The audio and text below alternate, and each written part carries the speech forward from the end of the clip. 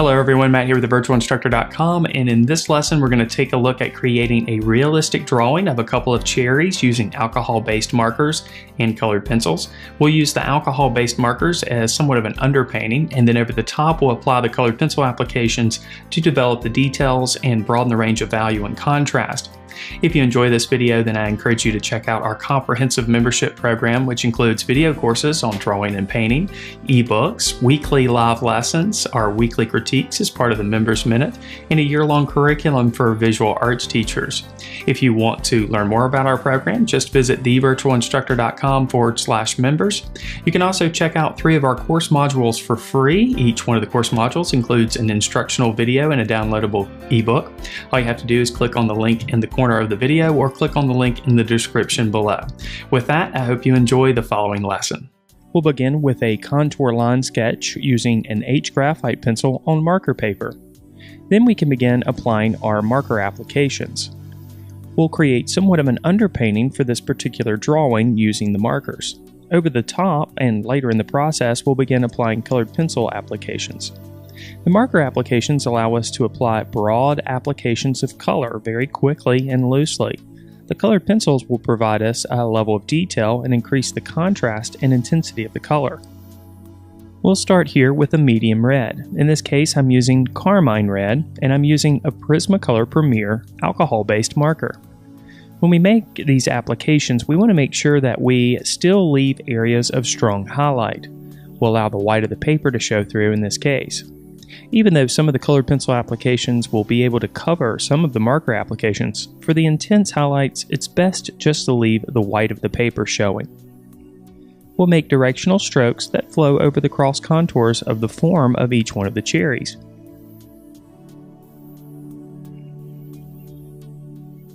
Once we have our initial applications using the carmine red in place, we'll start addressing some of the mid to lighter tones. Here we'll use a blush pink and a bit of pale vermilion to address the middle and lighter values that happen near and around the highlights.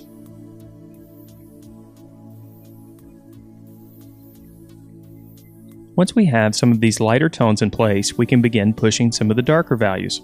Of course, we want to create a full range of value in the drawing.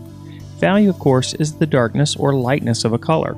We understand the form of objects and the light within the scene, as well as the texture of objects based on the positioning of different values.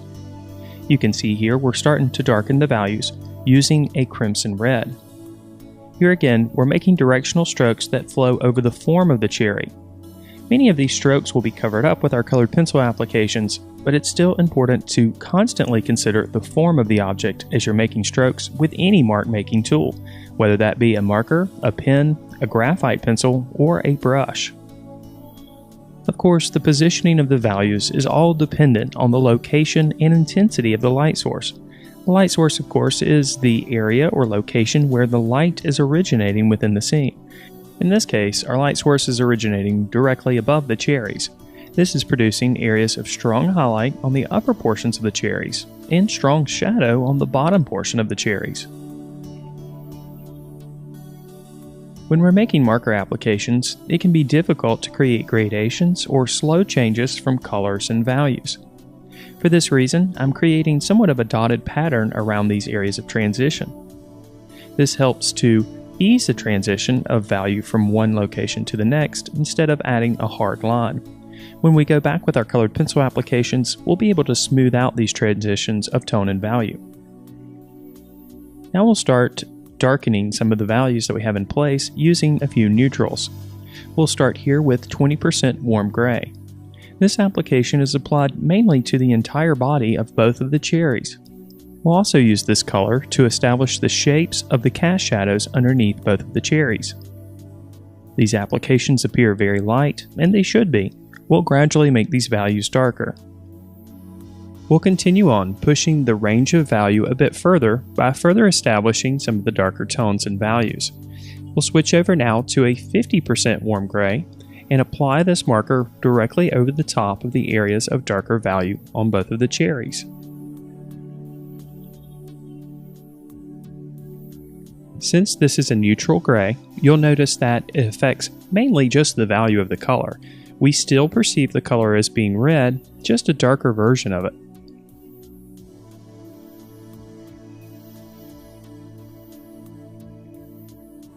As we broaden the range of value, the form of the cherry starts to make a bit more sense. We're also starting to understand the texture of the cherry as well as the direction of the light source. We'll add a bit of the 50% warm gray to the area of cast shadow underneath both of the cherries as well. We won't allow this application to extend all the way to the edges where we applied the 20% warm gray so that we can have a bit of a transition of tone and value. Typically, the areas of strongest shadow and an area of cast shadow are just underneath or directly underneath the object. Now, in a few areas, we'll add a bit of 70% warm gray. You can see that this is the darkest of the grays that we have used, and it's making the darker values much darker. Of course, throughout this entire process, we should be very patient with our drawing.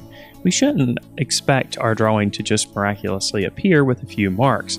So you can see here we're taking a very layered approach to applying the markers, and we'll do the same with the colored pencils in a moment. At this point in the process, we've established a fairly broad range of value, but the transitions between values is rather stark and the appearance of the drawing is rather splotchy. We need to ease the transitions between values a bit. To do so, we'll go over most of the body of both of the cherries using a poppy red. This will help to unify the values and colors that we have in place. It may be important to remind you that I'm using alcohol-based markers for this particular drawing. Most markers that you come across are water-based, and as a result, they're quite a bit more opaque than the markers that I'm using here.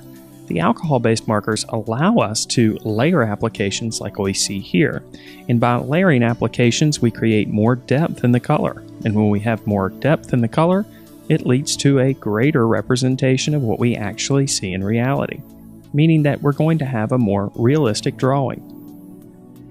For the areas of lighter value, we can ease the transitions using a peach. Now we're ready to start addressing the underpainting for the stems. We'll start by covering most of the body of each one of the stems, again leaving out areas for highlight, using a lime peel marker. It's worth mentioning here that you may notice that the markers are not bleeding like what you would expect with typical drawing paper.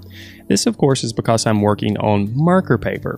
This paper has a surface that's conducive for accepting marker applications, but other materials can be applied to it as well, as we'll see in a moment with the colored pencil applications.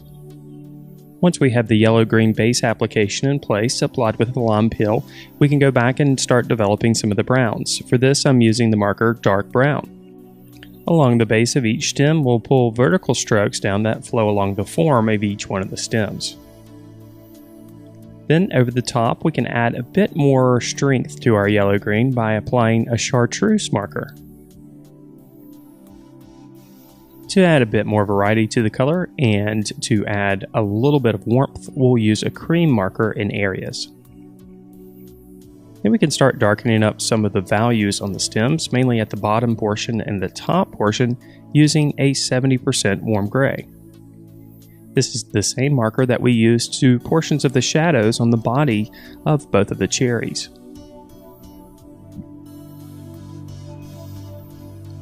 Now our underpainting is in place and we're ready to start making colored pencil applications. I'm using Prismacolor Premier colored pencils for this demonstration. These wax-based pencils are soft and buttery and can be applied in multiple layers to build up rich applications of color. We're starting here with a bit of Tuscan red, mainly addressing some of the darker locations. We're going to be working mainly from the left side of the picture plane to the right side of the picture plane, slowly developing an area at a time. Here I'm going back with a bit of peach to start applying some of the lighter tones and values. You'll see this process continues, pushing darker and lighter values until we have an even broader range of value and tone in the drawing. Early on, the applications are relatively light, but as we make additional applications, we'll build up the amount of colored pencil material on the surface, which will lead to a more natural and realistic appearance. To ease the transitions from light to dark, close to the highlight, we're using a bit of salmon pink. Then we can use white to strengthen some of the highlights, mainly on the upper portions of the cherries. These strong highlights don't just exist on the top portion of the cherries, but also extend down the right side of our left cherry. Now it's back again with the Tuscan red, making some of the darker values a bit stronger. The colored pencils do a fine job of easing the transition from light to dark, where we see strong edges that were applied with the markers. So in essence, the colored pencils help to soften these transitions.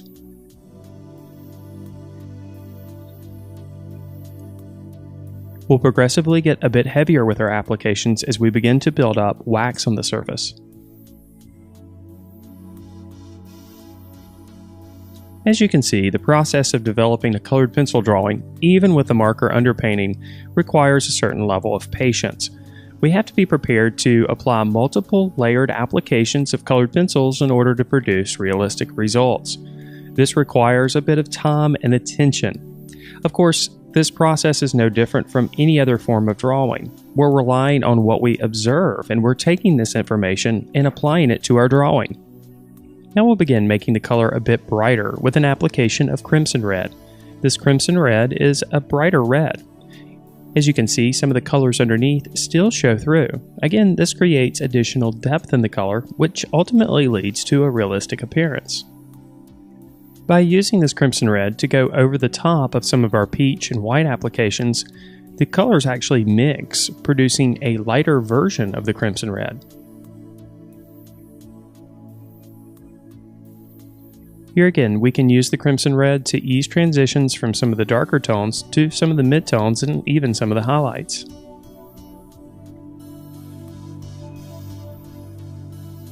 Now it's time to do a bit of burnishing. Burnishing is the act of working the material into the tooth or texture of the paper to create a smoother, more even appearance. Here I'm using what's called a colorless blender to do so. A colorless blender is basically a colored pencil with the waxy binder inside of it, just void of any pigment, so it's a colorless colored pencil. Using this pencil, we can go over the top of the colored pencil applications in place, eradicating a lot of the texture that's produced by the texture of the paper. Now we'll go back and make some of the darker values a bit stronger, increasing the contrast. Here I'm using a dark umber to do so. There are a few orange undertones that exist on both of the cherries. To add this orange undertone, we'll use a mineral orange pencil to add a bit more warmth in areas, mainly around the areas of highlight and middle values. As we get a better idea of the contrast and values in place, we can go back again with our Tuscan red, making some of the values a bit darker and easing transitions between light and dark a little bit further. Then we'll go ahead and move on to our second cherry. We'll use the same process and the same ordering of pencil applications as we did with the first. We'll start with a bit of Tuscan red, developing many of the middle values and dark tones. You can see here with this application will allow some of the red underpainting that we developed with the markers to show through. We can also refine areas of highlight and again ease transitions of tone and value from light to dark. Then it's on to our second pencil, light peach, and we'll begin developing some of the highlights and lighter values. The applications at this stage will be quite a bit rough and we'll see the texture of the paper showing through. But remember, we'll go back in a few minutes with additional applications of colored pencils and the colorless blender to smooth out these applications. We'll address some of the more orange tones using the salmon pink, especially around the areas of highlight and lighter value.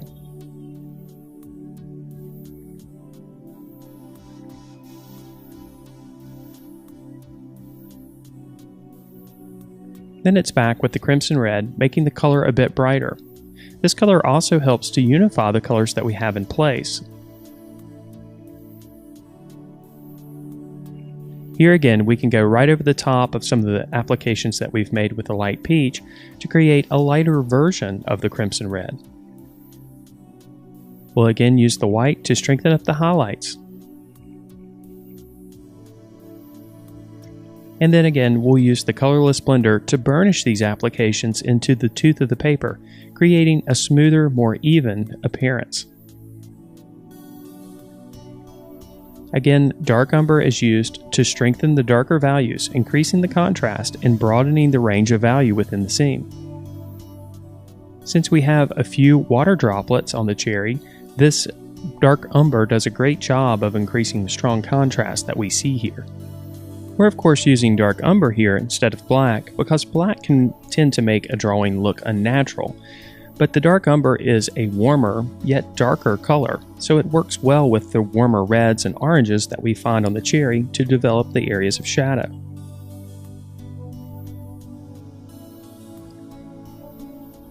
You can see here at this point, especially in the body of the cherry that we're working on at this moment, that we've got quite a variety of different tones and values. All of them are different versions and values of red, but they really work to create the illusion of texture on the cherries. We'll continue working with our selection of colors. In this case, we're using a bit of the mineral orange to add that orange undertone.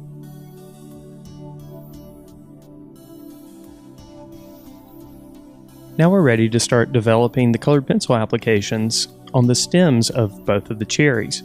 We'll start here with an application of lemon yellow. The application here is medium to heavy.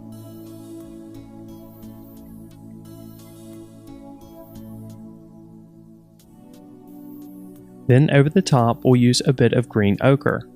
This green ochre color is very natural, and it's a darker version of green. This will allow us to push some of the darker tones and values that we see on the stem while sticking within the family of green. This color does an excellent job of broadening the range of value and increasing the contrast, but it also allows us to use it to define some of the edges of the stem. I'm not encouraging you to outline the stems here, but we can further define some of the edges here and there. Now we'll add a bit of warmth using a bit of burnt ochre. This lighter brown color is used in moderation in just a few areas along the stems. And here again, we'll use a bit of dark umber to strengthen up the shadows. Now we'll go back to the cast shadow underneath the cherries. Here we're going to use a bit of 50% warm gray to make the shadow a bit darker. Over the top, we can make colored pencil applications to smooth the transition of tone and value. We'll start with a bit of 20% cool gray. Then in the area of strongest shadow, we'll use just a bit of 50% cool gray.